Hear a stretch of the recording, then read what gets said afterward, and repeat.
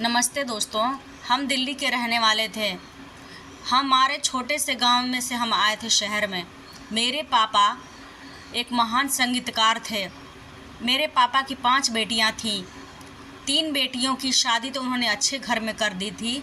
सिर्फ 2 लोग बचे थे। मेरा नाम है लाली और मेरी बड़ी बहन का नाम है आरुषि। हम दोनों ही बहुत अच्छा गाना गाते थे। मेरे पापा हम दोनों को ही अच्छा संगीत की शिक्षा दिए थे। मेरी माँ हाउसवाइफ थी। वो हम सबसे बहुत प्यार करती थी। हम ज़्यादा बड़े घर के तो नहीं थे, मिडिल फैमिली से बिलोंग करते थे। मेरे पापा की ज़्यादा आमदनी नहीं होती थी। जो भी होता था पापा हम लोगों को खुश रखते थे और खुशी खुशी हम जीते थे। जब हम बड़े हुए तो मेरी और मेरी बहन हम दोनों लोग ऑडिशन देने गए, पर जो डायरेक्टर था उसे मेरा गाना बहुत पसंद आया। इस बात को लेकर मेरी बहन जो बड़ी थी बहुत गुस्सा आ गया उसको। वो हमसे जलने लगी। मुझसे आगे मिल गया कैसे इसको ये ऑफ़र, ये उसको बात पसंद नहीं आई। घर बना ली, ये कैसे कर ली, यह मेरी दीदी को बिल्कुल पसंद नहीं आ रहा था। मेरी दीदी ने मेरे पापा से दिमाग लगाया। उसने कहा कि पापा लाली की अब शादी कर देनी चाहिए, अब इसकी उम्र हो गई है शादी के लिए। वो पापा और मम्मी से जिद करने लगी मेरी शादी करवाने के लिए। मैंने बोला नहीं, मुझे अभी तो गाना है। पर पापा ने कहा कि बेटा तू शादी कर ले। मैं क्या करती, पापा की बात मान कर मैंने शादी कर ली। अब मैं शादी में फंस गई। अपने बच्चों को और पति को ही देखती थी, उनको देखभाल करती थी। मेरी ज़िंदगी में और बचा ही क्या था। पर जो मेरी बड़ी बहन थी वो सिंगिंग करना शुरू कर दी। उससे अच्छे अच्छे डायरेक्टर मिलने लगे। वो बहुत अच्छा गाना गाने लगी। उसकी आवाज़ भी बहुत अच्छी थी, कोयल की तरह थी। मेरी दीदी शादी नहीं की। एक दिन मैं अपनी दीदी से मिलने गई तो मैंने देखा कि दीदी कुछ कह रही थी। उनको मैं देखकर दंग रह गई। दीदी हमेशा उसको अपने से लेकर बहुत जलती थी, उनसे बहुत जलती थी हमसे। उनके साथ जितने दिन रहे बस मैं उनका यही वो हमेशा देखती थी कि वो क्या कर रही हैं ऐसा।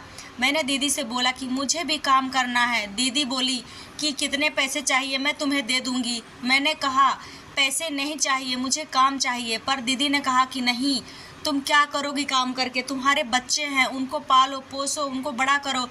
तुम्हें काम की क्या ज़रूरत है, तुम्हें कितने पैसे चाहिए तुम बताओ, मैं तुमको पैसे दे दूँगी। तुम्हारे जीवन गुजर बसर करने के लिए मैं हूँ ना, तुमको काम करने की क्या ज़रूरत है। मुझे बहुत गुस्सा आ रहा था अपनी दीदी पे और मुझे भी जलन होने लगी। मैंने सोचा कि दीदी कितनी स्वार्थी है, कितनी सेल्फिश है, बस अपने बारे में ही सोचती थी। मैंने खुद से अपना काम तलाश ढूंढना शुरू कर दिया। मुझे एक ब्रेक मिला एक फ़िल्म में। मैं गाने को, मेरी आवाज़ को लोगों को बहुत पसंद आई। मैं धीरे धीरे फेमस होने लगी। अब मेरी और मेरी दीदी की कंपटीशन होने लगी। हम दोनों कंपटीशन में लग गए। मेरी दीदी को मैं नीचा नहीं दिखाना चाहती थी, इसलिए मैं उनसे कंपटीशन नहीं करना चाहती थी। मेरी दीदी को सबसे आगे जाना था, इसलिए वो हमेशा प्रयास करती थी कि मैं आगे ही रहूं। पर कुछ ऐसा हुआ कि मेरी दीदी हमेशा के लिए गाना ही गाना बंद कर दी। उनकी गलती इतनी थी कि उन्होंने ऐसी चीज़ खा ली थी जिसकी वजह से उनकी आवाज़ चली गई थी। अब वो आवाज़ वापस नहीं आ सकती थी, इसलिए वह एक छोटे से गांव में जाकर रहने लगी। वहाँ इतनी फेमस हो गई थी कि मेरी दीदी को एक लड़का जानता था और पूरे गांव वाले जानते थे कि कितना अच्छा गाती हैं। उनके गाने के दीवाने थे लोग। उनकी आवाज़ इतनी मीठी थी कि बहुत लोग जानते थे, उनको चाहने वाले बहुत थे। उन्हीं में से एक लड़का था जिसका नाम था गोविंद। गोविंद बहुत अच्छा था। दीदी गुमनाम की ज़िंदगी जीना चाहती थी, पर गोविंद नहीं चाहता था कि वो गुमनाम की ज़िंदगी जिए। वो चाहता था कि वो फिर से गाना गाना शुरू कर दे। इसलिए वो हमेशा दीदी को इनकरेज करता था कि आप गाना गाओ। पर मेरी दीदी को बहुत गुस्सा आता था। वो लगता था उन्हें कि वो गोविंद मुझे बहुत परेशान करता है। वो उसको सबक सिखाना चाहती थी। इसलिए एक दिन मेरी दीदी ने गोविंद को सबक सिखाने के बारे में सोचा। उन्होंने सोचा कि मुझे गोविंद बहुत परेशान करता है, इसलिए उन्होंने एक दिन गांव से थोड़ा दूर एक घर था जिसमें कोई रहता नहीं था, बहुत पुराना खंडहर था।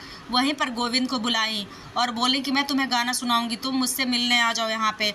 गोविंद चला गया खुशी के मारे। मेरी दीदी ने उसी घर में उसको बंद कर दिया। अब बंद करके चली आई। उनको लगा कि गोविंद घर से निकल जाएगा, चला जाएगा। वो सब कुछ भूल गई थी। वो आराम से रहने लगी, उनको कोई परेशान करने वाला नहीं था। वो ज़िंदगी अपना जी रही थी। 2 दिन बाद जब लोग गांव के ढूंढने लगे गोविंद को, तो गोविंद नहीं मिला। तब उन्होंने मेरी दीदी से पूछा कि आपने कहीं देखा है गोविंद को? तब दीदी को याद आया कि अरे गोविंद को मैंने खंडहर में बंद किया था। वो दौड़ी दौड़ी गई खंडहर में और देखा कि गोविंद बेहोश बेसुध पड़ा है। गोविंद को दीदी ने उठाया और उसको घर लेके आई, उसकी सेवा की, उसको डॉक्टर के पास ले गई। गोविंद की हालत ठीक नहीं थी, फिर भी दीदी ने उनका देखभाल किया और गोविंद ठीक हो गया। अब गोविंद दीदी से पूछने लगा कि ये बताइए कि आप क्या क्यों गाना छोड़ दी? बताइए, आपकी गाना बहुत ही अच्छा लगता है, मुझे बहुत पसंद है, मैं चाहता हूँ कि आप गाते रहिए। आपकी आवाज़ बहुत ही सुंदर है, बहुत ही सुंदर सुरीली है, आपकी आवाज़ कोयल की जैसी है, आपने क्यों छोड़ दिया गाना? दीदी ने कहा कि मैं छोड़ दी इसलिए क्योंकि मेरा आवाज़ चला गया है, मैं कभी गा नहीं सकती, मैं क्या करूं, मैं बहुत मजबूर हूं, मेरे बस की बात नहीं, मैं गाना नहीं गा सकती। तब गोविंद ने कहा कि आप गाना क्यों नहीं गा सकती हैं? एक दिन गोविंद और दीदी दोनों घूमने के लिए गए पहाड़ पर, और दीदी जब पहाड़ पे गई घूमने के लिए तो दीदी का पैर फिसल गया और दीदी लुढ़क गई नीचे, धीरे धीरे आ गई। अब वो बेसुध हो गई तो वैद्य के पास ले गए गोविंद, और गोविंद ने बोला कि देखिए ना क्या हो गया है। वैद्य जी ने कहा कि तभी ठीक हो सकती है जब उसको उस पर्वत पे जो पौधा है उसको लाओगे, तभी ये ठीक हो सकती हैं।